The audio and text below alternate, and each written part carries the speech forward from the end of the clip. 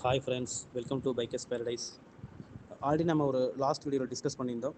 So triumph அவங்களோட new 350cc bike வந்து நமக்கு ஏப்ரல் லான்ச் பண்ண போகிறதா. ஸோ ஒரு சம் நியூஸஸ் பார்த்திங்க அப்படின்னா என்ன சொல்லியிருக்காங்க அப்படின்னா, ட்ரையம்பில் 400cc லைனப்பில் பார்த்தீங்கன்னா நமக்கு ஸ்க்ராம்ப்ளர் இருக்குது, ஸ்பீட் இருக்குது, ஆல்சோ ஸ்பீடு T4 இருக்குது, ஆல்சோ பார்த்தீங்கன்னா த்ரக்ஸ்டான் 400 இருக்குது. ஸோ பார்த்தீங்கன்னா கிட்டத்தட்ட ஒரு 4 பைக் பார்த்தீங்கன்னா அவங்க 400cc லைனப்பில் வச்சுருக்காங்க.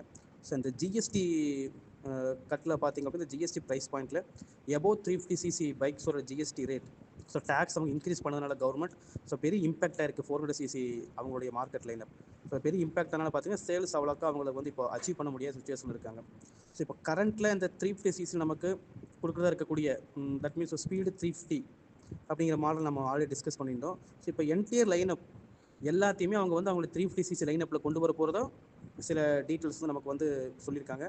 இன்னும் அந்த டீட்டெயில்ஸ் பார்த்தீங்கன்னா அஃபீஷியலாக கன்ஃபார்ம் ஆகலை. So I think next month April நமக்கு ஃபுல்லாக கன்ஃபார்ம் ஆயிடும். ஸோ சேம் 350cc பிளாட்ஃபார்ம்லேயே ஸ்க்ராம்ப்ளர், ஸ்பீடு, ஆல்சோ பார்த்தீங்கன்னா ஸ்பீடு T4 மாதிரி, ஸோ 350cc லைனப்பில் வரக்கூடிய ஒரு ஸ்பீடு T4, ஆல்சோ தக்ஸ்டான். ஸோ இந்த 4 பைக்ஸுமே இருக்கக்கூடிய இந்த 400cc லைனப் அப்படி எகைன் வந்து நமக்கு 350cc லைனப்புக்கு வந்து அப்டேட் பண்ணி கொடுக்க போகிறதா ஒரு சில டீட்டெயில்ஸ் வந்து நமக்கு சொல்லியிருக்காங்க.